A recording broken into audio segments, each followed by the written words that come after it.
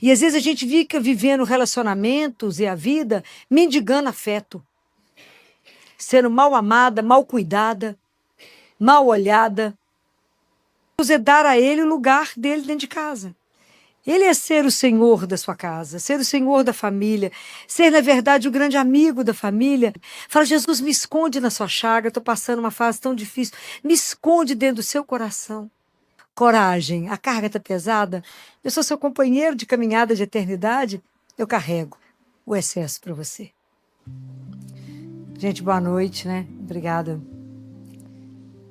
pela presença de vocês, né? Mesmo um dia frio, né? Que bom. Vocês estão aí, para a gente conversar um pouco. O mês de junho, ele tem uma marca, tem uma devoção especial nesse mês de junho. Qual é? Qual? O Sagrado Coração de Jesus. Então, o Sagrado Coração de Jesus, ele é muito querido, né? É uma devoção popular, né? Quando a gente presta o culto ao coração de Jesus, que o coração na Bíblia, ele tem uma outra linguagem, ele tem outro olhar, né? O coração é como se fosse o centro da pessoa. É onde estão concentrados todos os sentimentos e as intenções dessa pessoa. Então, quando a gente vai ter o culto, quando a gente venera o coração de Jesus, nós estamos olhando 3 coisas dentro dele, principais. Alguém lembra? Quais são as 3 grandes coisas do coração de Jesus? Nós estamos aqui para poder aprender, né? Fazer vocês entenderem, pensar, né? Que eu acho que quanto mais vocês entenderem, mais vocês vão viver e vão contar para alguém, né? Que também vai aprender para aproveitar disso, né? Dentro do coração de Jesus, nós vamos venerar 3 coisas. O mistério da encarnação. A segunda coisa, o mistério da redenção. E a terceira coisa, a misericórdia infinita dele. Isso tudo que está dentro do coração dele para nós. Todas as obras da vida de Jesus são obras de amor. E do amor que saiu do coração dele. Para nós. No mistério da encarnação, quando Deus, se imagina, Deus, ele entra no mundo, ele deseja entrar na nossa história. Já pensaram o que é isso? Ele deseja vir, tomar forma humana e ter um coração que bate. E aí passa o infinito, passa a ser visto no finito. Imagina que a gente vai poder contemplar esse coração em Jesus de Nazaré. Isso é maravilhoso. A gente não tem essa dimensão que foi essa encarnação. Quando Jesus vem por amor, por amor. E isso, se vocês quiserem ter essa frase gravada, está em João 15. Vocês que estão ficando atentos com a Bíblia, né? João 15, versículo 9. Que Jesus diz assim: assim como o Pai me amou, também eu vos amei. Nós somos amados por Jesus como ele é amado pelo Pai. Então não é um amor reduzido, não. É um amor inteiro. Jesus, ele conta para nós esse amor, ele mostra esse amor, porque na nossa vida, gente, na nossa rotina, na nossa caminhada, nós temos que ter um centro onde a gente busca a bondade, a ternura, a força para dar conta da caminhada da vida. Tem momentos fáceis demais na vida, mas tem momentos que quando ficam difíceis, nós temos que ter uma fonte onde eu posso me nutrir, onde eu posso buscar aquilo que vai ser o meu sustento. Semana passada eu falava para vocês que o amor de Deus é a nossa âncora. É a nossa âncora. Que tudo pode nos acontecer, mas a gente sabe que é amado. Isso é a segurança para que a gente caminhe bem na vida. Então, quando Jesus vem, né, e se encarna, ele encarna para revelar que a gente tem um Pai que nos ama. E a gente passa a ser filho de Deus. A gente não pode ser como qualquer filho, né? A gente é um filho adotivo, mas deveria ter no batismo e em Jesus o nosso olhar, né? A nossa visão para poder falar como é que eu vou acompanhá-lo, como é que eu vou imitá-lo, se eu vou fazer parte do corpo dele. Então, Jesus tem muitas revelações com algumas místicas, né? Duas em especial, que é Santa Margarida Maria de Lacoque, que ele mostra o coração dele. E uma outra santa, que eu devo errar como vou pronunciar o nome dela, mas eu não sei exatamente que língua que é o nome dela, não sei de que lugar ela é. Mas é uma menina que, quando nasceu, a família achou que ela ia morrer, não sei por que razão, a literatura não conta. Levaram ela correndo ao padre, e o sacerdote, quando foi batizá-la, disse: é essa menina? Não, vai morrer não. Ela vai ser uma religiosa, vai ser uma grande santa. E através dela, muitas graças chegaram ao mundo. E ela foi uma mística. Então, quando aos 7 anos a família dela foi visitar um mosteiro, ninguém conseguiu tirá-la do mosteiro. Ela passou a viver no mosteiro com 7 anos de idade. E a família, muito rica, doou muita coisa para fazer um mosteiro maravilhoso em determinado lugar, porque a família tinha muitas posses, mas o coração dela já tinha sido tomado. E um dia, no Natal, Jesus permite a ela, igual ele fez com a Santa Clara. Não sei se vocês lembram dessa cena no filme de Clara e Francisco, quando Jesus se coloca nos braços de Clara como um bebê, um recém-nascido, né? Isso é uma cena belíssima do filme, né?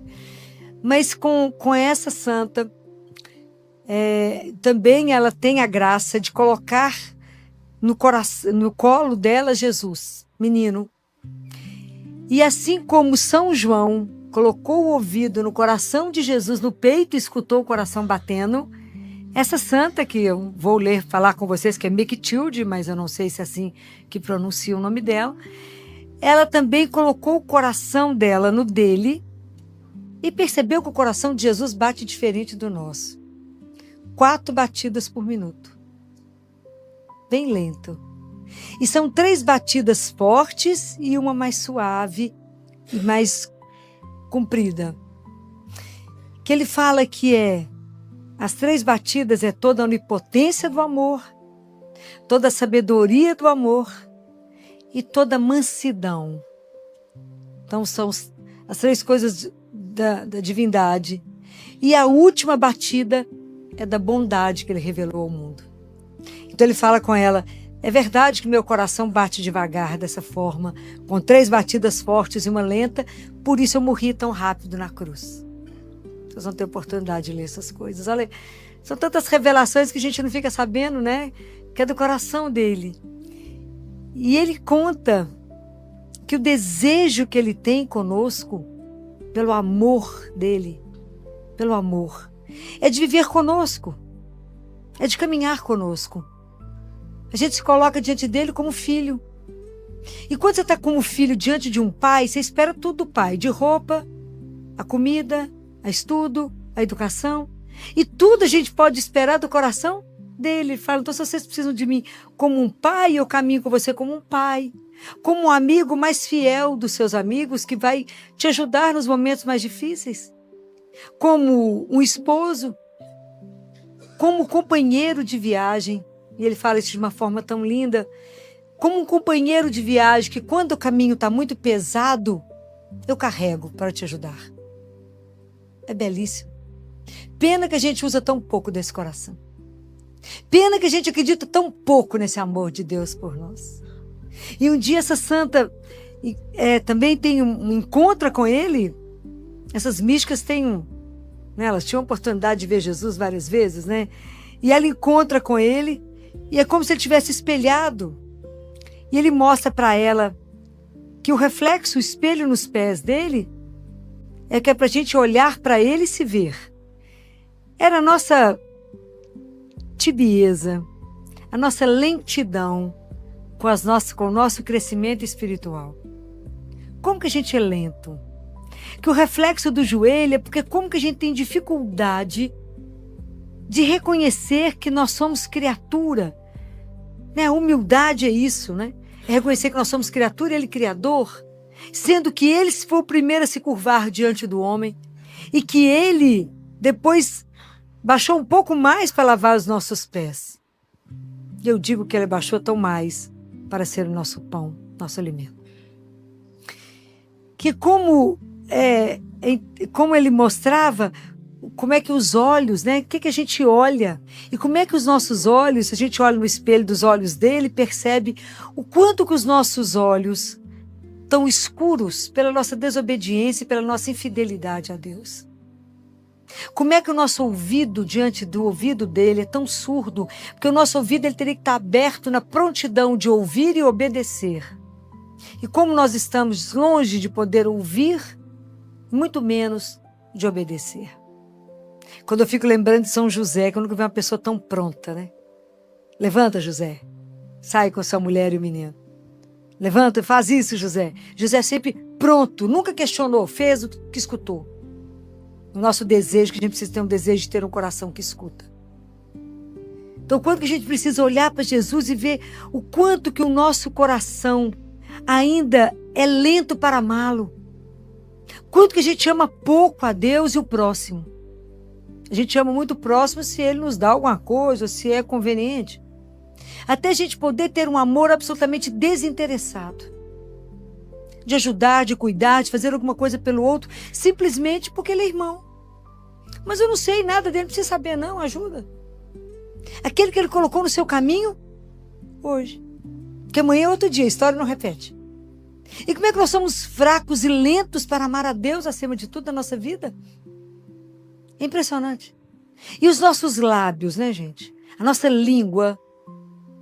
Eu paro e penso. São Tiago que fala isso. Aquele que consegue controlar a língua, colocou um freio no corpo. Quantos problemas hoje a gente vive porque falamos demais? Estou falando mentira? Na gota. E tem uma coisa interessante que eu já comentei uma vez com vocês.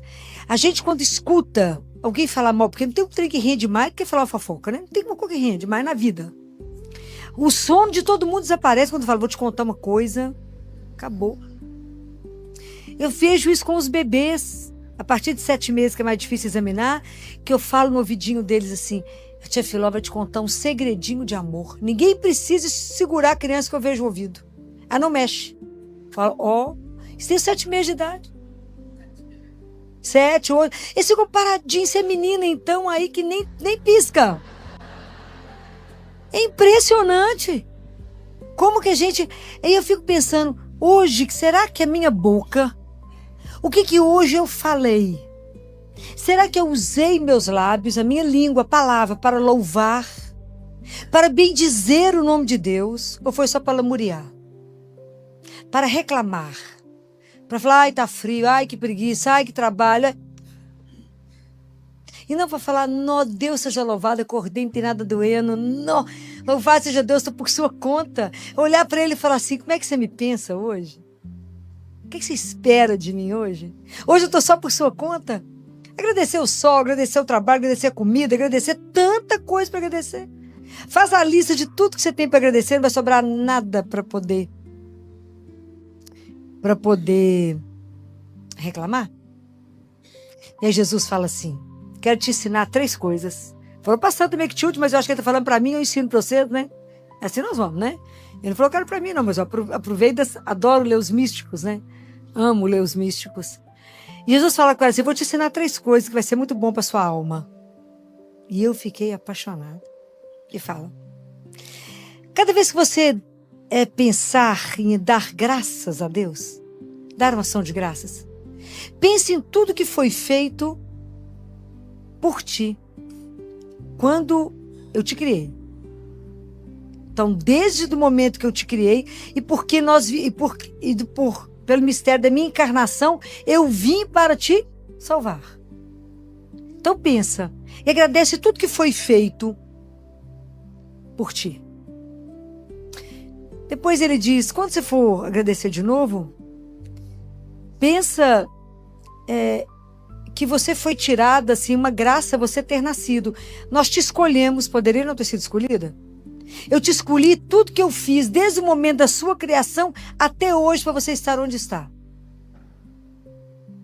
E às vezes a gente esquece de lembrar, porque a gente não consegue imaginar tudo que Deus fez na nossa vida, para que a gente estivesse até aqui agora escutando isso. Tudo que ele já fez por você. Então, quando você começar a agradecer, você fala obrigado, Senhor, obrigado, obrigado. Depois você fala assim, e se eu esqueci de alguma coisa, obrigado. É muita graça. É muita coisa que ele fez por nós. E a terceira coisa, ele fala de uma coisa maravilhosa. Ele fala, quando você pensar no futuro, na eternidade, pensa em tudo que eu preparo para te receber no céu.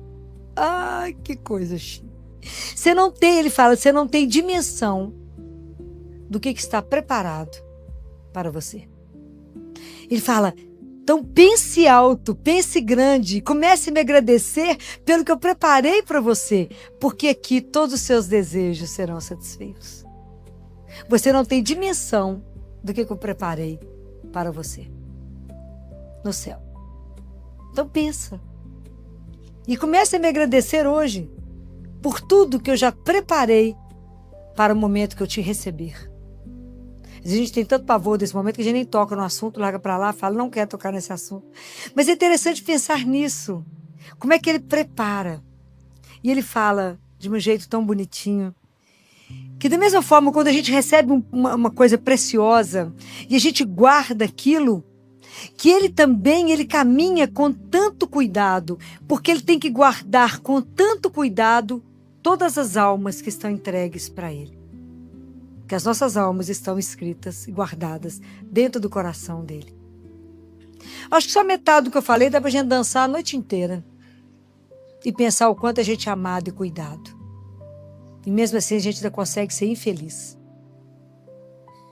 Ser deprimido, ser tenso, preocupado, angustiado. Não cremos num Deus que pode nos amar tanto. Quando Deus tem uma preocupação imensa pela nossa redenção, Jesus fala, eu por amor eu vim, e por amor a você eu sofri tudo para sua alma. E na nossa redenção, você imagina, Jesus ficou como aquele que a gente adora ler, as parábolas da misericórdia dele, que é aquele que nos busca como ovelha perdida, aquele que nos procura como aquela mulher que perdeu a moeda, como o pai que recebe o filho. É ele, né, que está sempre atrás de nós, sempre correndo atrás de nós. E aí ele mostra uma imagem maravilhosa para essa santa, que ele convida ela a deitar o ouvido, fala, deita, coloca a cabeça, reclina nos meus pés. E ela coloca o ouvido em cima da chaga do pé dele. E ele fala com ela assim, o que você está ouvindo? E ela fica sem saber se podia responder para ele. E ele fala, você não percebe uma caldeira fervendo? Sim. Pois é, isso é como, está fervendo mesmo, é como se me dissesse, corre, corre. E eu corri muito. Ele fala, eu corri muito, estava sempre apressado. Ir de cidade em cidade, pregação por pregação, na minha aflição de cumprir tudo para buscar você. O desejo de Jesus de buscar cada um de nós, de lutar pela nossa salvação, de nos tirar do reino que a gente estava das trevas para nos levar para um reino de luz, para mudar a nossa história, a nossa vida. Esse é o coração dele, que sofre um amor tão alucinado e tão pouco valorizado. São Francisco ficou cego de tanto chorar, porque ele falava, o amor não é amado.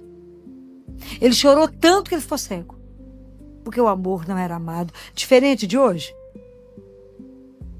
A gente pensa, vocês pensam nesse amor dele? Vocês pensam de verdade assim, nossa, como eu sou amada? Como Deus me ama? Como Ele cuida de mim? Como o coração dele, como Ele mostra para ela, é um abismo de misericórdia. Essa misericórdia que a gente não vai conseguir compreender. Porque Ele ama, Ele cuida de cada filho, né? Ele fala que se a gente quisesse ir até Ele, que tem três tipos de homens, ele fala. Tem aquele que parece estar paralisado, que morre de medo de mim, que tem medo que não chega em mim. E por que tanto temor? Ele fala, se ele vier, eu o curarei dessa paralisia, de tantas coisas. E de tantas coisas ele pode chegar, se ele só chegar até mim e disser que quer. Ou de muitas vezes ele fala, tem aquele homem inquieto, nervoso, aflito, Pensa na minha paixão e de como eu fui paciente para poder tolerar todos os sofrimentos. E você vai se acalmar diante, às vezes, de tão pouca coisa. E ele fala, e aquele homem que faz tudo de uma forma desleixada, é porque, na verdade, ele fala, é a sua tibieza em me amar, em ter cuidado com as minhas coisas. A gente fica envergonhada quando vai lendo as coisas de Jesus, né? Desse cuidado apaixonante. Ele tem um amor apaixonado por cada um de nós. E que a gente não consegue corresponder a esse amor, porque a gente nem pensa num coração que nos ama tanto, que bate por amor a cada um de nós. Ele fala da alegria que ele sente quando cada um de nós arrepende de um pecado, não por medo dele, mas por amor. E é tão interessante que ele diz assim, todos nós que somos leigos, quando pecamos, que a gente machuca, né? A gente fere de novo, é como se ele tivesse novamente preso à cruz. E a gente também suja o rosto dele. Mas que quando um sacerdote ou uma freira, uma religiosa, peca, rasga o coração dele. Porque o sacerdote, ele nasceu dentro do coração de Jesus. Então, quando a gente também tem a devoção ao Sagrado Coração de Jesus, a gente está rezando pela santificação dos sacerdotes.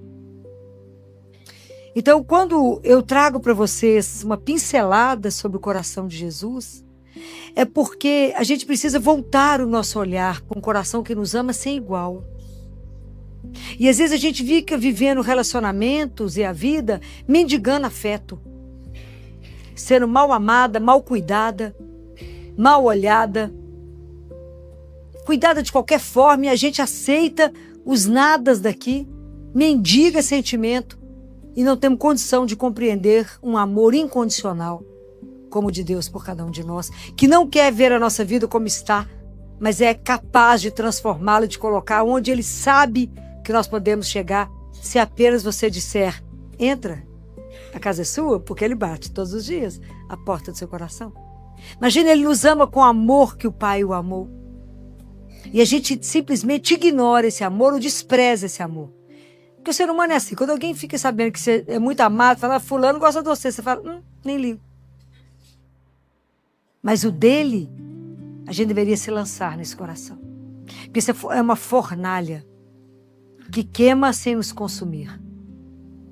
E queria sugerir a cada um de vocês uma tradição antiga da igreja, que eu não sei que quantos de vocês conhecem e já fizeram isso, que se chama entronizar o coração de Jesus, o Sagrado Coração de Jesus em casa.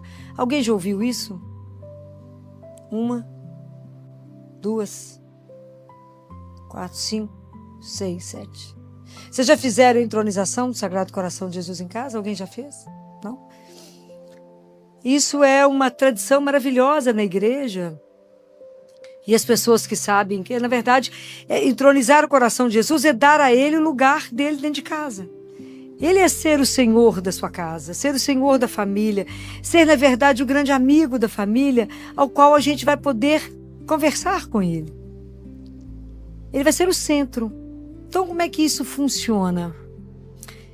Como é que isso funcionou? Essa entronização, ela aconteceu baseado na história da relação de Jesus em Betânia.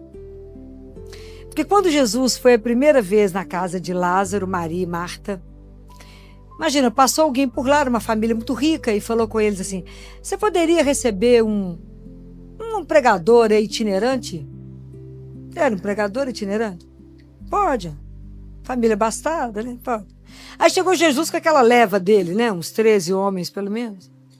Chegou aquela turma, e eles receberam ele como uma visita. Sentaram distantes, comeram, a conversa foi agradável. Jesus muito agradável, observava todo mundo, comeram e foram embora. E na hora de ir embora, Lázaro e Marta devem ter ido levar Jesus à porta e falou com ele, tá, depois você passa aqui. Não é assim que a gente faz com quem a gente não é muito íntimo, né? Depois você volta. Mas Jesus voltou, né? Porque ele era terrível, voltou. Aí ele voltou. E a conversa já foi melhor.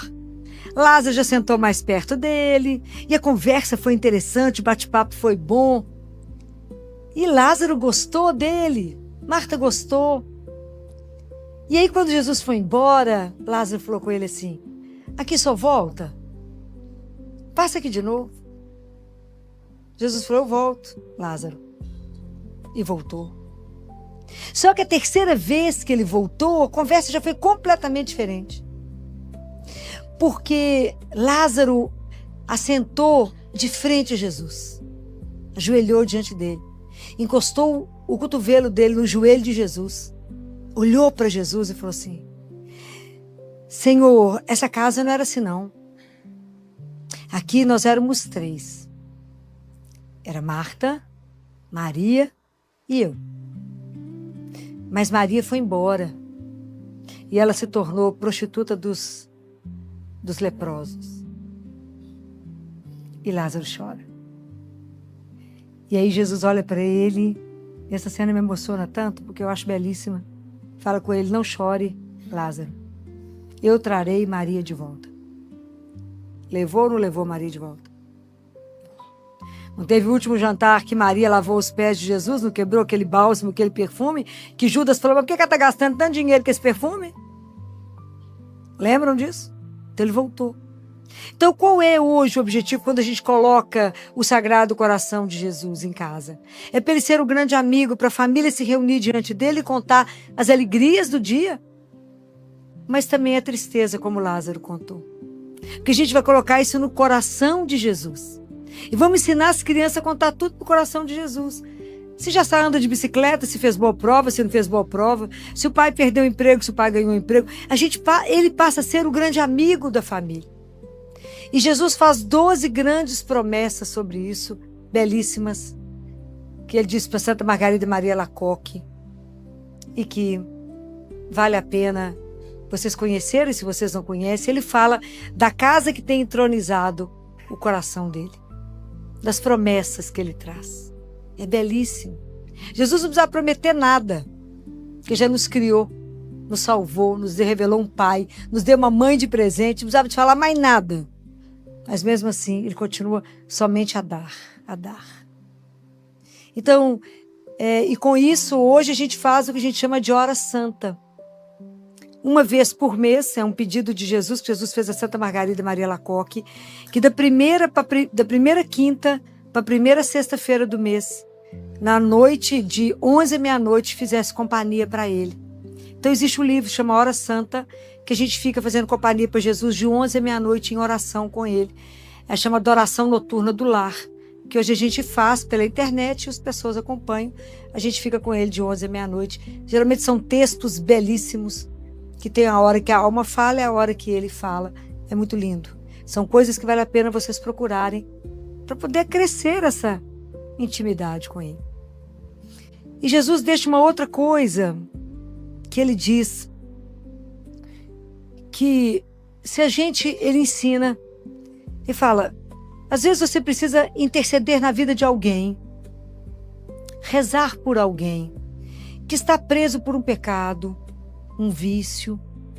E hoje tem tanta coisa grave, tanta coisa mais grave que a gente podia imaginar, tantas famílias sofrendo, e o alvo hoje são as famílias, né? Então, tantos tipos de vícios difíceis, que às vezes as pessoas precisam ser libertadas de tantos pecados sérios. Então Jesus dita uma oração linda que eu mandei para a Pati, para ela colocar no Instagram dela, e vou colocar também no meu Instagram, para que vocês possam rezar. Ele fala que essa oração é muito forte, isso ele mesmo fala, porque é uma oração baseada somente no amor. Ele fala: pelo amor que eu fui até a Virgem e me encarnei, pelo amor que eu aceitei ser enrolado nos paninhos, pelo amor que ele foi atado à coluna para ser flagelado, tudo baseado no amor. A gente pede a intercessão para que aquela pessoa seja libertada, porque tem coisas que de verdade somente o amor de Deus para poder libertar. Então, quando a gente vive tantos sofrimentos, famílias com maridos viciados em jogos pela internet, em ações via internet ou em pornografia pela internet. E com isso gerando custos e falência e tanto problema que a gente não tem dimensão do que está acontecendo.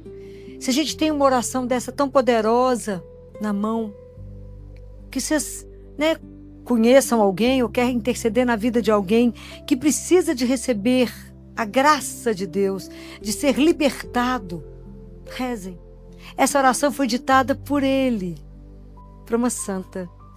Então que a gente possa aproveitar isso vai estar nos Instagrams, que vocês possam pegar isso.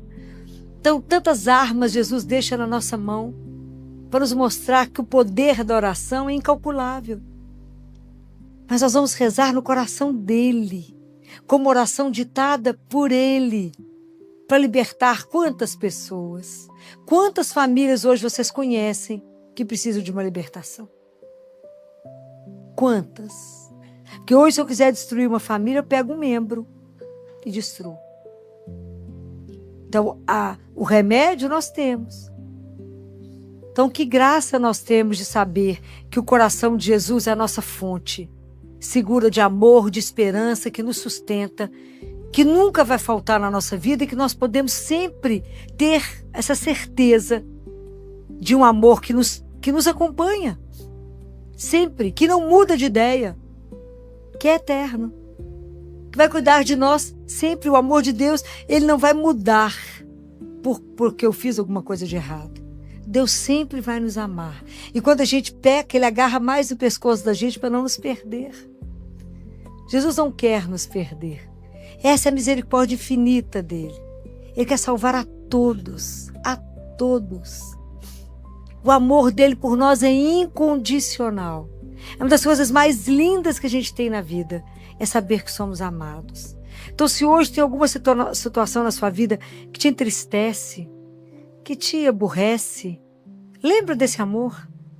Fala, existe um coração que bate somente por mim, que me ama, que cuida de mim. E que se eu for até ele falar, Jesus, ele vai falar o que foi.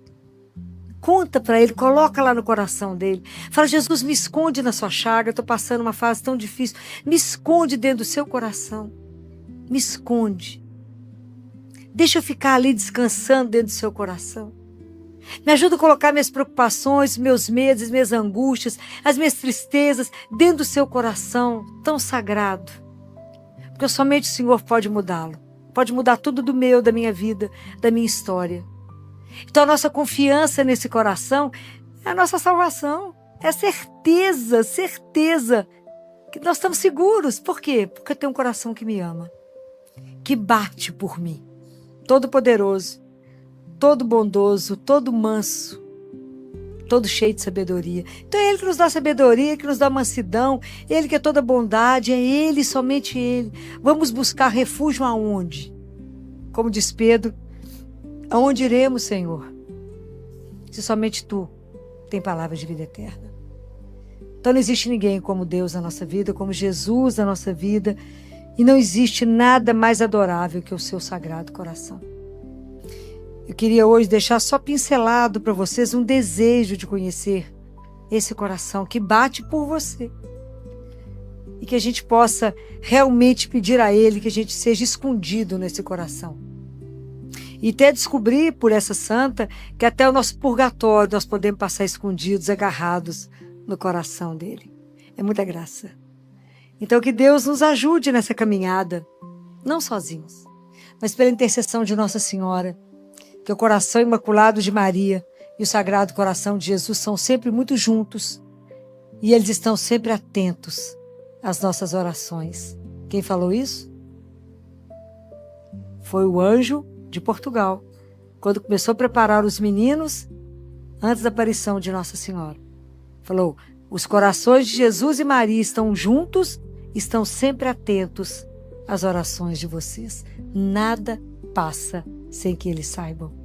O que nos resta e precisa? Confiar. Então que Nossa Senhora interceda por nós nessa noite e nos ajude a confiar nesse amor imenso que transborda por nós, onde gera vida para nós, onde nos restaura, nos põe de pé, nos revitaliza e nos fala, coragem, a carga está pesada, eu sou seu companheiro de caminhada de eternidade, eu carrego o excesso para você. Louvado seja nosso Senhor Jesus Cristo. Vocês imaginem que nós estamos na última semana da Quaresma, né? Que a semana que vem nós já vamos começar a viver mais intensamente a Semana Santa. E é tão lindo ver como é que a igreja foi nos preparando, né? Que a gente falou que a gente estava se preparando para aprofundar a nossa conversão, né? De verdade, fazer uma conversão de verdade. Não aceitar que Quaresma seja só um tempo de jejum. Então, eu vou tirar isso da minha comida, vou parar de beber, vou parar de fumar, vou tirar refrigerante, vou tirar chocolate. Mas entender que Quaresma é além disso, né? É de verdade fazer um caminho para dentro. Para dentro. Para poder chegar na pergunta que vai ser para nós hoje. É porque é um convite a mergulhar em nós. Quando a gente começou lá no primeiro domingo, quando a gente viu Jesus sofrendo as tentações, e a entender que, na verdade, o nosso pecado original não é um pecado que eu fiz, mas o que eu perdi, que nós perdemos a santidade. Mas entendemos que a tentação vai fazer parte da nossa vida, mas que a gente vai vencê-la por causa de Jesus. Depois ele vai mostrar para nós que a nossa vida pode ser transfigurada e que ela está desfigurada pelo pecado. Mas tudo é opção. E que depois ele vai nos mostrar que a nossa religião é a religião do desejo, o cristianismo é a religião do desejo. Então ele vai oferecer água viva lá com a samaritana e falar: aquele que toma, eu sou a água viva. Eu sou. Aquele que crer, né, dele também vai jorrar. Depois ele fala: vamos tirar a cegueira espiritual. E nesse domingo ele vai fazer uma pergunta para Marta, que um dia, para cada um de nós, ela terá que dar uma resposta. Um dia. Cada um de nós vai ter que confrontar com essa pergunta dele. Né? Domingo foi a ressurreição de Lázaro. E quando Jesus chega, ele é avisado. E ele espera ainda mais 2 dias para poder ir. Então ele chega no 4º dia. Porque para os judeus, até o 3º dia, a alma estava junto com o corpo. Então no 4º dia não tinha mais saída, era morte. Já estava em decomposição. Quando Marta fala com ele: Jesus, se o senhor estivesse aqui, meu irmão não tinha morrido. Vocês lembram o que Jesus pergunta para Marta? O que ele fala com Marta? Marta, eu sou a ressurreição e a vida. Aquele que crê em mim, mesmo que esteja morto, viverá. Aí ele pergunta assim: crês tu isto? Você já parou para pensar nisso? Crês tu isto? Que o fato da gente acreditar nele, viver com ele, a morte não vai ter poder sobre nós? Porque dentro de cada um de nós existe um desejo de imortalidade. O amor quer ser imortal. Há um desejo de imortalidade. Então, na nossa vida há uma barreira, há um muro que se chama morte. A grande maioria das pessoas não gosta desse assunto. Né? Você quer despachar um bolinho, você começa a falar na morte, não fica um. Porque já não pensa nisso. Quando o povo de Israel estava exilado na Babilônia, tristes, abatidos, sem a pátria, Deus manda Ezequiel fazer uma profecia. Fala: Ezequiel, avisa o povo que eu vou abrir os túmulos e tirar o povo de lá. E eles poderão voltar e poder descansar na terra deles. Porque a gente sempre tem o hábito de querer ser enterrado com os pais, não é assim? Não é? Enterra todo mundo junto, as famílias, tudo junto, é porque a gente quer uma pátria, a gente quer um colo. A gente quer estar junto eternamente. E Ezequiel também ele fala: tá vendo esses ossos? Eu vi um lugar com muitos ossos ressequidos. De repente os ossos começaram a mexer. Eles começaram a se juntar. E depois foi colocando tendão, colocando músculo, depois pele, recobriu. E depois colocaram de pé, soprou. O Espírito do Senhor falou: viva. Isso já era um sopro sobre a notícia da ressurreição. Então nós fomos sendo preparados na quaresma, porque semana que vem nós vamos viver a Páscoa do Senhor. Jesus sofre, morre e ressuscita. Mas a ressurreição de Lázaro diz respeito à minha ressurreição, à sua ressurreição. Um dia nós vamos estar lá no túmulo e o Senhor vai falar: levanta, vem, Filó. Presta atenção. Ele veio, quando ele conta, quando João faz questão, que sou o único evangelho que tem esse relato, é o evangelho de João, faz questão que a gente escute isso, porque a gente precisa prestar atenção nisso. O que é a vida? O que é a morte? Como é que eu conduzo a minha vida? O que de verdade me norteia? O que de verdade me sustenta? Porque existe um muro que eu não consigo ver além de... Mas eu imagino, porque eu quero a eternidade. Jesus vem contar para nós que esse sono, que é a morte, é como um sono que o Pai desperta na hora que ele quiser. Ele não falou: Lázaro está dormindo. Aí os discípulos falaram: ele está dormindo, então tá bom. Jesus falou: ele morreu. Mas para Deus, a morte física é só um sono. Eu acordo você do sono. Mas é porque como tem esse muro que Jesus veio quebrar, né? Ele mostrou que ninguém tem poder sobre a morte como ele. A morte não pôde vencê-lo, tanto que ele ressuscitou. Aí Paulo fala: se o espírito daquele que ressuscitou Jesus está em vós, então vocês também vão ressuscitar. A questão que, se entre os judeus já existia, o pessoal já ficava confuso com isso, imagina nós cristãos.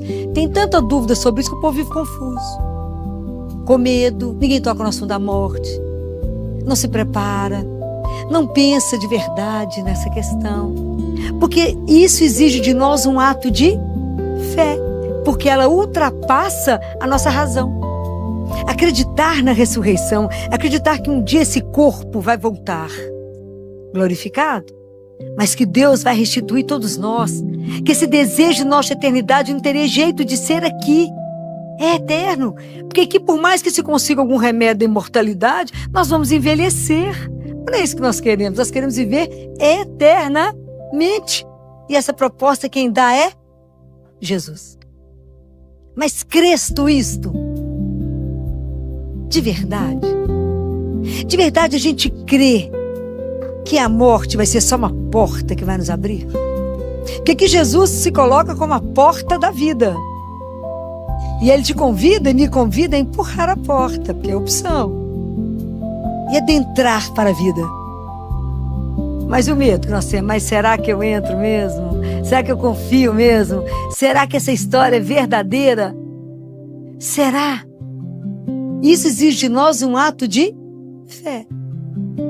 Porque nós já sabemos que ressuscitada está ela lá no céu com Ele. E que um dia nós vamos estar juntos, Deus Pai. Falei isso para Catarina de Siena: Catarina, eu devolvo o corpo para vocês. E vocês nem vão sentir falta dele. Crês tu isto? De verdade. Se acreditarmos nisso de verdade, a gente desespera diante da morte? O cristão desespera diante da morte? Não. A gente sofre. Porque a gente perde quem a gente ama. A gente sofre. O coração de Jesus aqui chorou, porque é o coração humano e divino.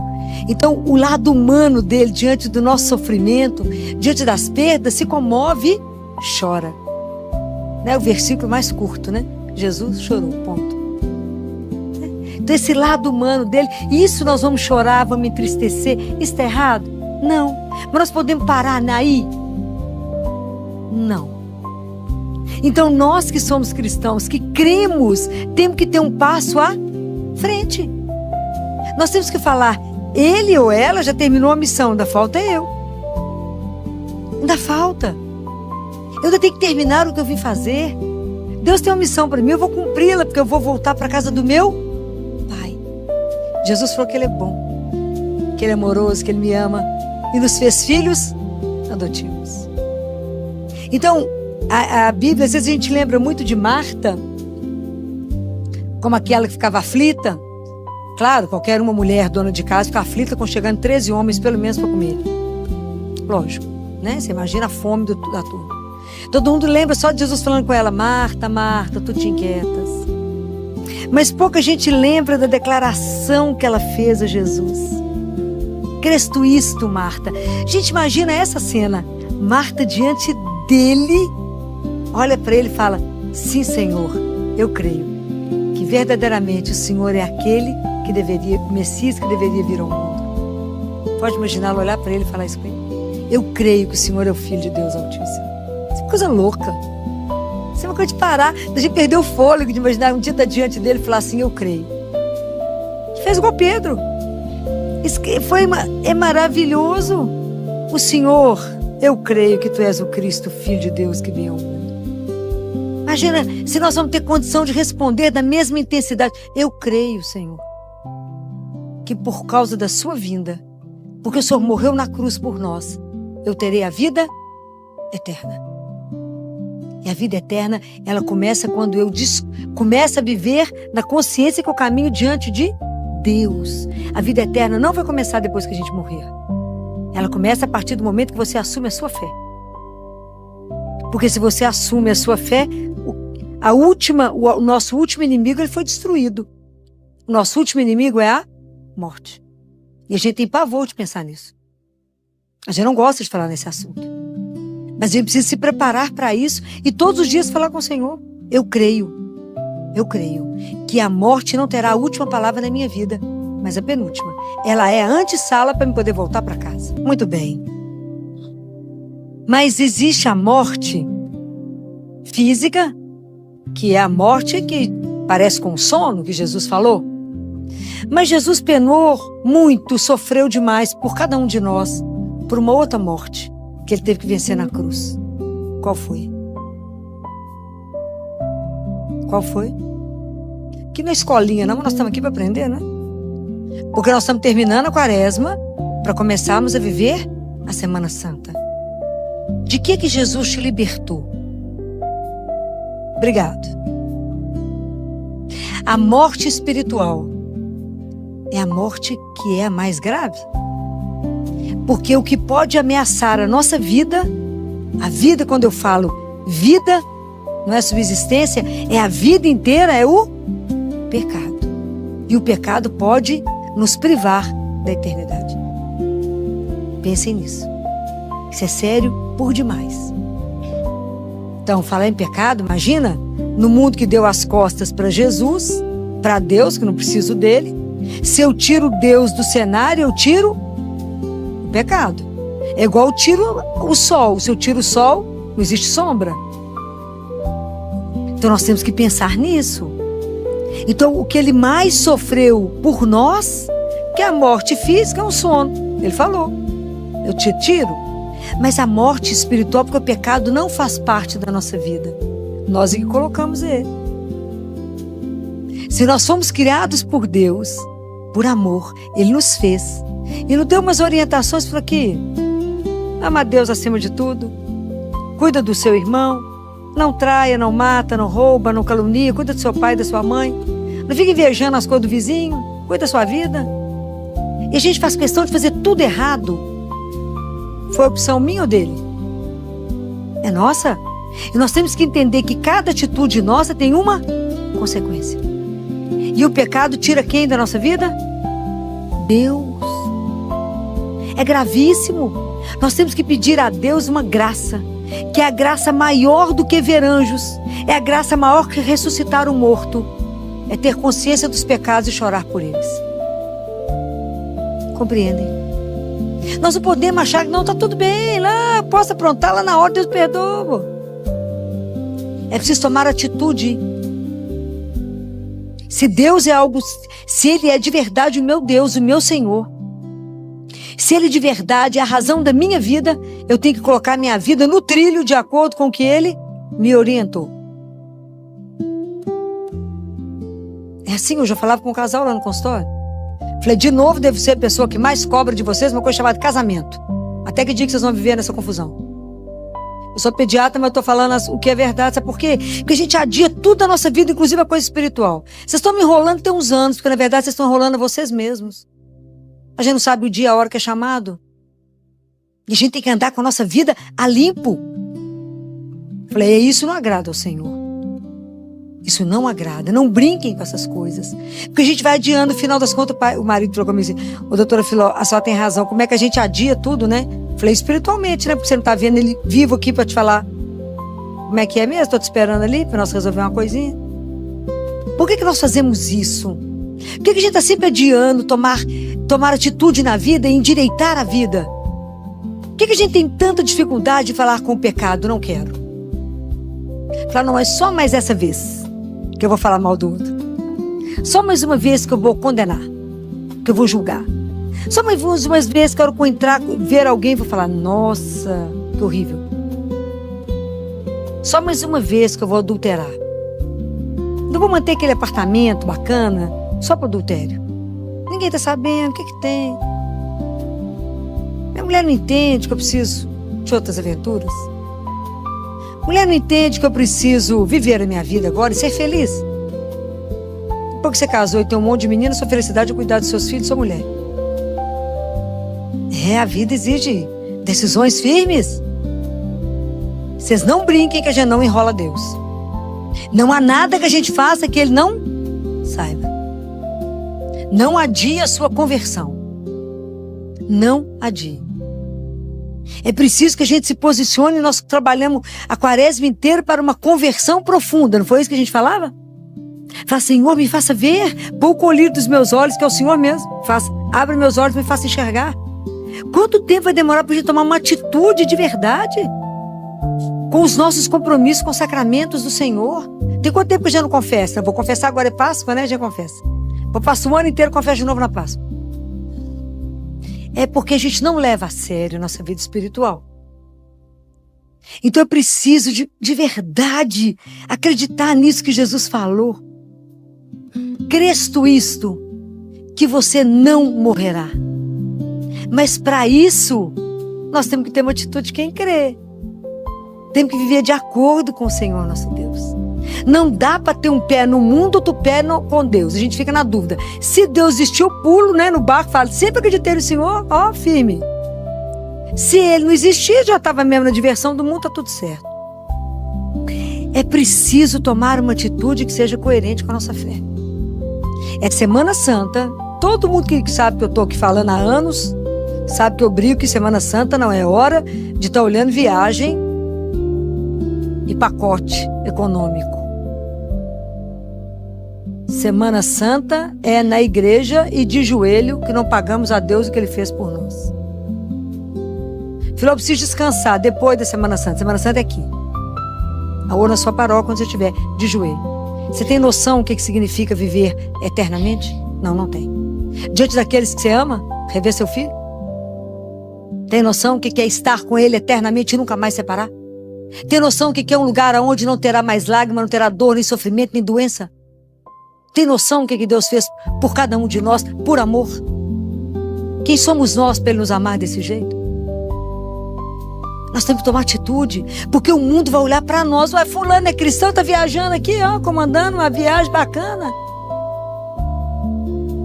É impressionante. Mas nós temos que despertar o povo. O que significa Semana Santa? Que o mundo é ateu, sabe não? Está levando a vida na flauta, está errado.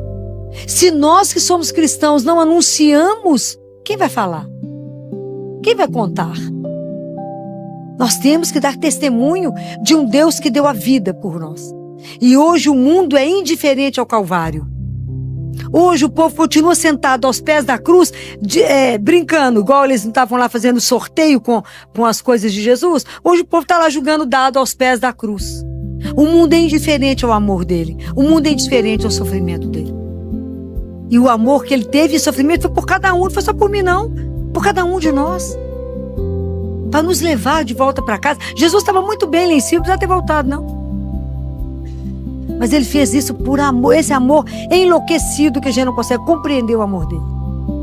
Então nós que acreditamos temos que despertar os outros. É assim. O mundo nunca esteve tão doente e não sabe que está doente. Por quê? Porque deu as costas para Deus. É mais fácil meditar, né? Assistir aulas, meditar e ver que quem nos ajuda são os extraterrestres. Está na moda. Não, filho, eu tô meditando. Que bom pra quem é extraterrestre, tá sabendo? Que até os animais estão fazendo um círculo. Como é difícil, né? Se dobrar diante de um pai e falar: bom dia, meu pai, a sua bênção a seu dispor. É mais fácil fazer contato com os extraterrestres, sei lá que confusão que o povo tá fazendo. E é mais fácil de fazer isso e toma remédio psiquiátrico. Porque morre na ansiedade, na agonia, na angústia, na síndrome do pânico. E não confiamos no único que resolve qualquer coisa. Porque não cremos que Jesus continua vivo. A gente acha que ele é morto. Então, isso é tão sério que os padres da igreja, os antigos padres, eles chamavam um sacramento de o sacramento da imortalidade. Qual é? Qual é o sacramento da imortalidade? Qual, gente? Vai dar nota, não. Qual é o sacramento da imortalidade?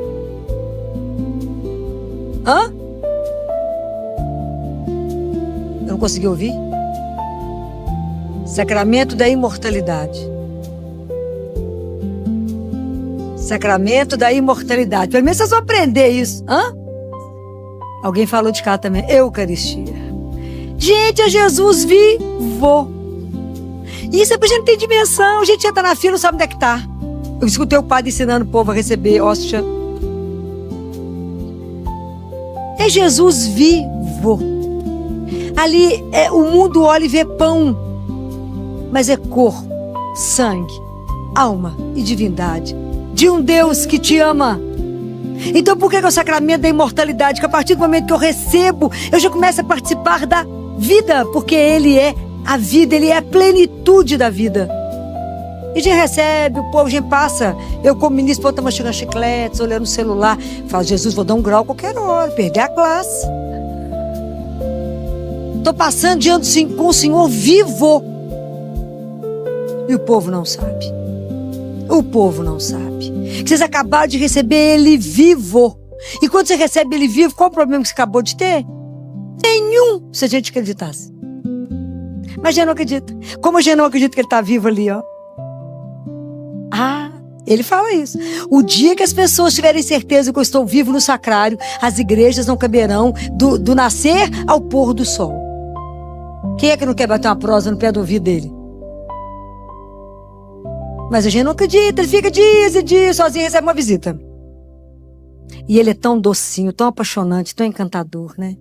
Jesus é de chorar. Que ele fala: vem cá, vem me ver e traga para mim os seus problemas, porque a solução eu as tenho. Onde você vai achar isso? Pode pagar o melhor psiquiatra do mundo. Qual a solução que vai ter? Não vai ter. Traga os problemas que a solução as tem. E ele é tão encantador que ele fala: mas não vem para mim trazendo os problemas com uma receita igual quando vocês vão ao médico, você já leva a receita pronta. Ele tá enganado, não. O povo vai consultar, os pais vão consultar, vai tudo no Google antes, né? Aí chega lá: doutor, só nós devia receitar tal coisa, tal coisa. Ele fala: não vem amigo, vocês vão ao médico levando uma receita pronta. Vem entregue, aberta, diante do único que é vivo, diante daquele que está diante de você, que é o Senhor. Vocês não sentem quando ele está lá? Que vocês chegam lá e falam: ai, Jesus, que bom que eu não preciso te ver, não preciso cair morta mesmo. Mas o Senhor está aqui diante de mim. E eu posso falar: Jesus, olha os problemas. Número 1, tal, acabou o problema que eu já passei. Número 2, tal, acabou. Depois eu fico conta dele. Compreende por que você está angustiado, por que está sofrendo, por que está batido, por que está andando com a cabeça baixa. Levanta a cabeça, empina o corpo, estica o ombro, lembra que é filho do Altíssimo. Fala: eu tenho um pai. Qual o problema que eu tinha? Eu tinha um problema. Fui ali e falei com ele, porque ele está vivo. Vou morrer de falar isso com vocês. Vivo. Vai lá, entrega e esquece. Porque aquele problema deixou de ser seu. Ele fica perguntando para ele assim: que o senhor já resolveu? Aqui, cadê o negócio? Já está pronto? Esquece. Entregou, está? Entregue. A gente vai lá, entrega, tira da mão dele, depois vai lá, fala: vou devolver, porque eu já fiz tudo errado. Que luta! Nós temos que aprender a confiar em Jesus igual ele confiou no Pai. Quando ele pergunta isso: crês tu isto? Eu tenho que falar: Jesus, porque eu confio no Senhor. Se eu não ia atravessar o universo por nada. Pode me falar uma abobrinha? Claro que não. Ele veio cá para falar: eu tenho para você a vida que é eterna. Mas enquanto eu não viver isto, como é que eu vou transbordar isto? Como é que eu vou passar isso para o outro? Como é que eu vou mostrar para o outro a religião morta da Sexta-feira da Paixão? A nossa procissão que deveria parar uma cidade é a procissão da ressurreição. Quando eu ia na procissão em Oliveira, Sexta-feira da Paixão, a procissão estava voltando e ainda tinha gente saindo da matriz. Que era a cidade inteira e andava a cidade. Procissão da ressurreição, você conta quantos vão. Então o negócio é chorar, né? É o drama, a lágrima, né? A gente gosta de gente chora, mas ressuscita. Hoje eu estava lembrando, porque eu tenho uma família lá no CTI. Às vezes dá mais trabalho que outras. E aí a residente falou comigo assim: ô Filó, nossa, eu achei agora que ia acontecer alguma coisa ali brava. Eu tô vendo você dando risada com o povo. Falei: meu bem, deixa eu te explicar uma coisa. São João Paulo II falou uma coisa: que o demônio não suporta gente feliz. Sabe por quê? Porque a alegria é a assinatura do Espírito em nós. A alegria não é sua, ela provém de Deus. Então você quer afugentar o demônio? Dá uma risada boa, mas que é boa mesmo. Fala: por que você está rindo a vida do avesso? Porque eu tenho Deus. E se eu tenho Ele, eu tenho tudo. O que nos falta? Só confiar no que eu estou falando. Que não sou eu que falei, foi Jesus. É de verdade acreditar que na hora que eu vou comungar, que eu vou ali receber o remédio da minha imortalidade. Então quem pode conosco? Quem pode nos derrubar? Ninguém. Ninguém. Falei: mas nós vamos sofrer? Vamos, é claro. Nós vamos passar pela morte física? Claro. Mas não vou passar pela morte espiritual, que é a segunda morte.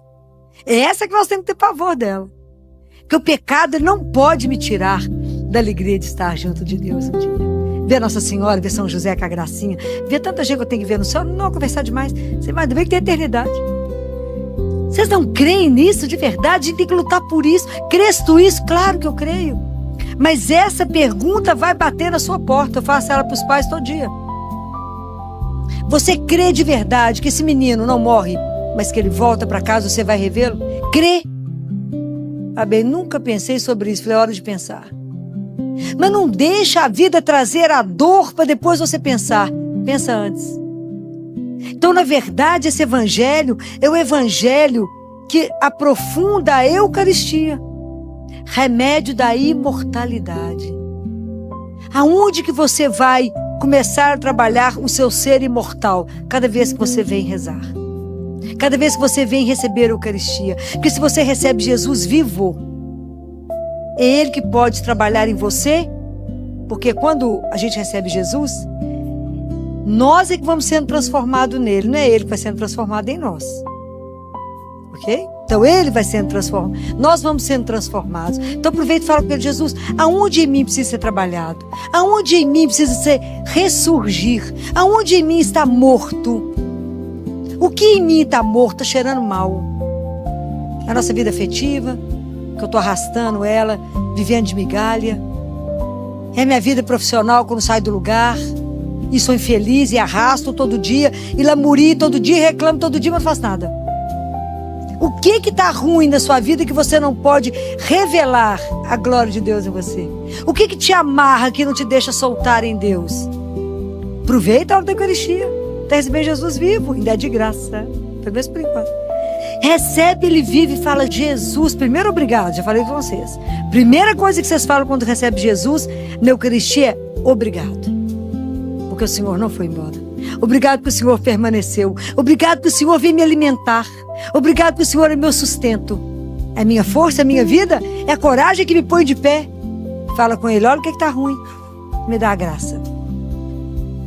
Me ajuda para poder de verdade ser cristã, de verdade viver aquela vida que o Senhor desejou para mim. Eu quero ter uma vida feliz, Senhor. Eu quero passar por falar: menino, por que você é feliz desse jeito? Fala: não está sabendo, não? Não, te contaram. Aquele que me acompanha, Jesus. Porque já não tem vergonha de dizer isso. É tão bonitinho como é que você vai vendo as pessoas caminharem, né? Tô com uma residente lá no CTI, que no início ela falou comigo assim: ah, doutor Filó, eu tava com vergonha de falar o nome dele. Pois já teve que fazer até batismo. Falei, que nada, estufa o peito e tem orgulho. Saber que você vem à missa todo dia antes de ir pro CTI trabalhar. Que eu te levo, nós vamos conversar no caminho. Não tenha vergonha, eu falei com ela hoje na igreja. Deixa eu te mostrar. Tá vendo aquele ali de joelho? É um brilhante neurologista. Tá vendo aquele outro ali? Um brilhante geriatra. Tá vendo aquele outro ali? É um brilhante pediatra. Tá vendo aquele ali? Um dos maiores cirurgiões. Estão de joelho. Antes de ir trabalhar. Por quê? Porque já descobriu que médico é a extensão da misericórdia de Deus. Que nós, a medicina, é uma luta contra a morte. Mas quando a gente não pode salvar o corpo mais, a gente salva a alma. É isso que temos que acreditar, que estamos aqui de passagem, somos peregrinos, mas não vamos acabar no nada, vamos voltar para casa. Então isso tem que mover a nossa vida, isso tem que ser a fonte da nossa alegria, isso tem que desejar, fazer com que a gente deseje recebê-lo mais vezes. Por quê? Porque Ele é o meu remédio, Ele é o meu alimento, Ele é o meu sustento, a minha alegria é a minha vida e é o meu amor. A gente tem que ter coragem de dizer aí: Jesus, o Senhor é o meu amor, a minha luz, a minha vida. Como é que eu começo o dia sem estar diante da sua presença? Não tem jeito, sem receber esse alimento que me sustenta. O dia que a gente acreditar que Ele está vivo, as igrejas não vão comportar. Guarda isso que eu estou falando com vocês. Por enquanto vocês acreditam mais ou menos, Fafiló, entusiasmada com a Eucaristia. Não amo de verdade. Tem certeza absoluta que é Ele vivo. Não precisa de prova, não. Eu sei que é Ele. Ele não ia mentir, para quê? O pai da mentira é outro. Mas nós temos isso na mão, de graça, milhares de horários, mas não conseguimos um. Por quê? Porque não é a nossa prioridade. As outras coisas do mundo viram prioridade, menos Deus. Então, hoje, quando a gente celebra e pensa nesse evangelho, é o evangelho que eu tenho que rever a minha questão com a Eucaristia. Entender que esse de verdade é o alimento da minha imortalidade. Que Ele de verdade é o sustento, Ele é a minha força. Por que você dá conta de correr, trabalhar, fazer isso e está feliz? Por que você dá conta de passar por esse sofrimento? Porque o corpo que eu acabei de receber é esse corpo que sustentou o pior sofrimento do mundo e permaneceu. É esse corpo que dá sustentação ao meu corpo miserável. Compreendem? Por que a pessoa dá conta? Por causa dele.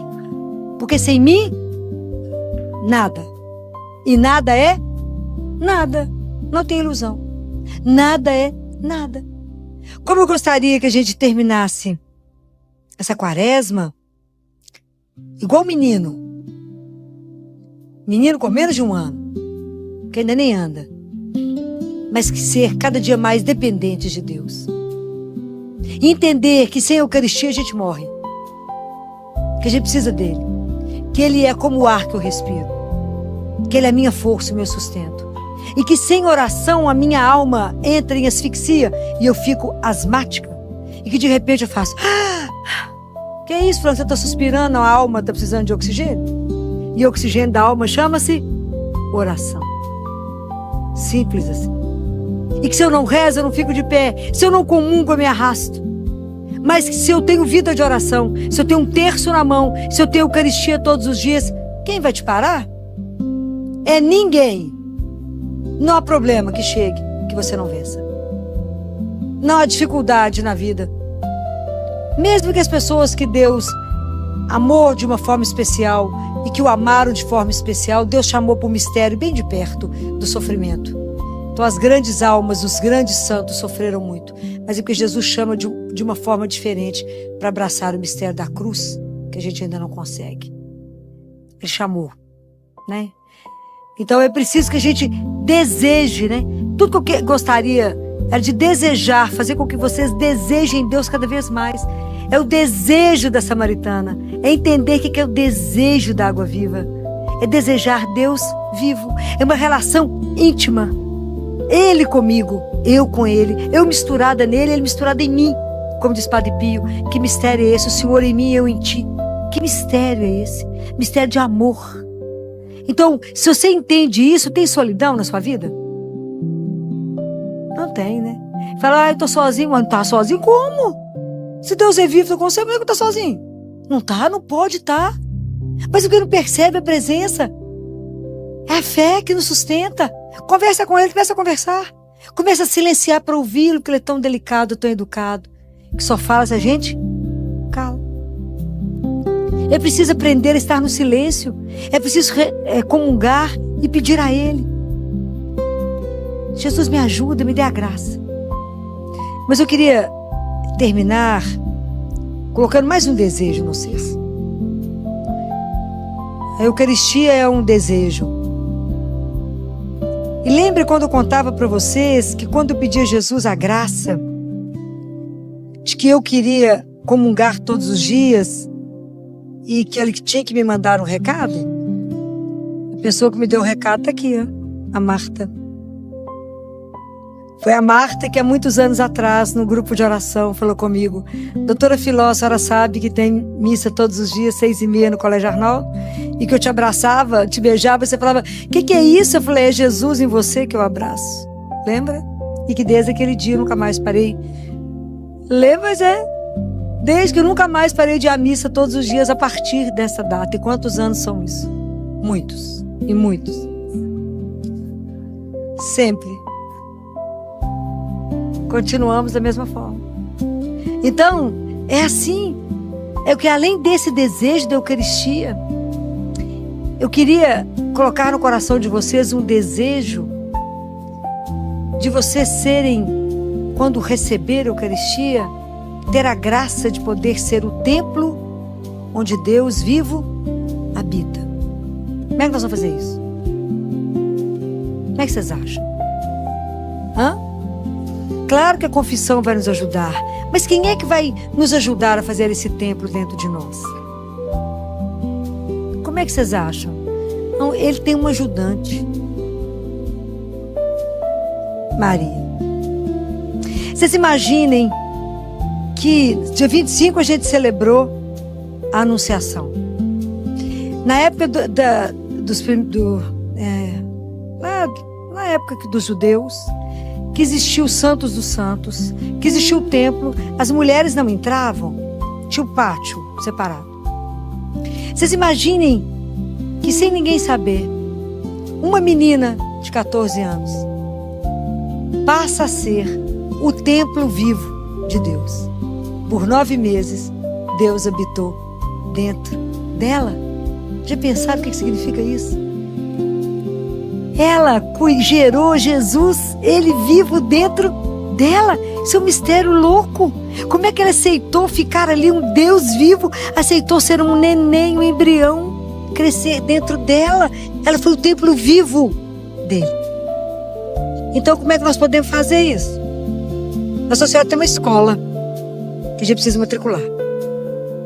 Essa matrícula significa consagração a Nossa Senhora.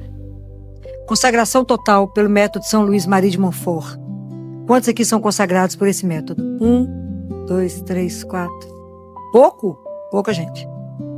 Nossa Senhora fala que vai fazer um exército. Quando a gente fez a peregrinação pelos locais que ela apareceu, em Lourdes eu fiquei impressionada com a multidão à noite. Em todos esses lugares tem procissão luminosa à noite. E eu olhava para trás, eu falava com ela assim: a senhora já tem um exército pronto, né? E ninguém sabe. Porque o dia que a mãe gritar, os filhos se levantam. Essa consagração, vocês podem montar os grupos. Aqui na igreja a gente sempre faz. A Patrícia depois pode orientar. E é maravilhoso, porque eu brinco que ela é uma arquiteta. E atualmente eu falo com Jesus, na hora que eu recebo, que ele não repare a bagunça, que eu estou recebendo ele, a casa mal arrumada, quebrada. Porque eu estou em obra. E até a mãe conseguir fazer a obra. Ela está reservando um cantinho onde ela mesma possa recebê-lo para mim, acolhê-lo, amá-lo, porque a gente não é capaz disso. Mas ela ensina o caminho, né? Você imagina, ela teve ele dentro dela. Ela ensinou João, ela ensinou tantos. Ela pode nos ensinar. Então, quando a gente é consagrada a Nossa Senhora, de manhã cedo, a gente pede a ela assim. Se a gente pede a Jesus que naquele dia você quer amá-lo, servi-lo, você quer viver para não ofendê-lo, não magoá-lo, não pecar. Só por hoje, né? Cada dia a gente repete: por hoje eu quero não pecar. não vos ofender, não vos magoar. Nada. Eu quero não te trair. Quero ser fiel. Mas sou capaz? Não. Então eu falo com Nossa Senhora, a senhora que nunca traiu, que foi perfeita, o paraíso de Deus, a senhora que é fiel, a senhora me ajuda a não desperdiçar as graças que Ele vai me mandar e ser fiel a Ele? Ela deve falar que sim. Aí eu rezo 100 vezes Ave Maria, Virgem Fiel. Ave Maria, Virgem Fiel, para me ajudar a viver conforme eu acabei de pedir. Muito bem. Chega de noite, entre as orações, eu ajoelho de novo, falo com ela, vou pedir perdão por não ter conseguido cumprir o que eu tinha que cumprir, porque com certeza pecou, com certeza errou, com certeza traiu, com certeza. Aí a gente pede perdão e fala com ela, intercede por mim, a senhora é minha mãe. Ave Maria, Mãe de Misericórdia. Ave Maria, Mãe de Misericórdia, mais 100 vezes. É assim, aí ela vai trabalhando, né? Porque a gente já sabe o quê? Nada. E aí tem um monte de oração, um monte de coisa que a gente vai fazendo, que tudo a gente entrega a ela. Fala, a senhora me ajuda a amar Jesus? A senhora me ajuda a servir Jesus? A senhora me ajuda a fazer as coisas que Jesus... A senhora me ajuda. Então, por causa dela, que disse sim e que nos deu Jesus, a gente pede a ela que nos ajude a também ter um coração, ter uma vida que Jesus também possa viver. Que a gente possa ser aquilo, a gente olha para ela e fala, ela é exatamente a imagem que Deus quer que a gente seja. O Filho transfigurado, porque transfigurado é ela. Ela revela a glória de Deus. Ela revela, ela é toda transparência, ela é só Ele. Mas pra gente que é muita carne, muita matéria e pouco, eu falo, muito barro e pouco espírito, ela tem que nos ajudar a ser muito espírito e pouco barro. Então a gente não consegue essas coisas que eu tô falando com vocês sozinha. O caminho é com ela. O caminho com Nossa Senhora é mais curto, mais simples. Então você segura na barra do véu dela, do manto. Sabe menino quando mãe anda e menino anda agarrado? É assim que eu ando. Então ela anda, eu ando. Ela parou, eu paro. Agarrada, agarrada. Porque com ela nós chegaremos ao céu. Eu tenho impressão, se eu chorar vocês não reparam, que quando a gente chegar lá, ela irá abrir a porta. Ela é a porta do céu. E ela vai chegar e vai dizer, ela vai abrir a porta e dizer, entra, que a casa é sua. Entre e veja quem te espera. Nós precisamos de saber que também somos esperados. E Deus espera cada filho dele. Ele espera por mim, por cada um de vocês. Deus nos quer com Ele eternamente. Mas não sem a intercessão dela, que ela é mãe. E Ele entregou ela para nós quando Ele disse, eis a tua mãe. Então, se vocês ainda não são consagrados a Nossa Senhora, vamos pedir a ela a graça dessa intercessão e que ela ajude cada um de vocês a se consagrar a ela. Porque vai ser tanta coisa que vai impedir você, são 30 dias de exercícios, leitura de livro, é tanta coisa que a gente precisa pedir a graça para conseguir a graça. É uma luta, né? Porque é luta, porque é tanta graça que a gente recebe que a gente tem dificuldade de fazer, mas a gente pede a ela, a senhora me ajuda? Tudo Deus tem que ajudar, senão a gente não consegue nada. Porque é exatamente aquilo que Jesus falou, sem mim, nada. Mas esse é o caminho da nossa conversão, esse é o caminho da nossa perfeição, esse é o caminho da nossa santificação. A gente precisa pedir a ela que nos ajude a receber Jesus, a amá-lo, a não ter medo de viver a vida que Ele quiser para nós, com a certeza, a esperança. A certeza é tão grande que tem algo que nos espera, um Pai que nos aguarda por um abraço sem fim, um Pai que vai acolher os filhos dele no colo e dizer, que bom que você voltou, que bom que você está comigo eternamente. Isso não tem preço. O dia que eu começo a pensar que vamos voltar para casa. Não sei se vocês conseguem ter saudade do Pai. Tem hora que eu morro de saudade do Pai do céu. Eu acho que deve ser um colo do mais doce possível para a gente chegar. Então que Nossa Senhora, né? Nós estamos na Semana das Dores. Ela olhe com um olhar de misericórdia para a nossa vida. E nos ajude a libertar do pecado, a libertar do mal, a tirar esse pecadinho que a gente tem de estimação, que a gente não consegue libertar. Que ela nos ajude, né, a cortar todo o mal da nossa vida e de verdade sermos criaturas novas, a passar pela Páscoa de Cristo preparando a nossa Páscoa. De verdade convertidos, de verdade filhos do Altíssimo, de verdade filhos da Mãe Santíssima. que ela nessa noite olhe, interceda e peça a Jesus nesse momento por cada um de nós. Que quando a gente reza a Ave Maria, que a gente fala, rogai por nós pecadores, agora. É agora. Ela é mãe, ela não deixa para depois. Ela cutuca Jesus e fala, agora. Ele precisa dessa graça agora. Por isso que a gente, como filho, termina rezando.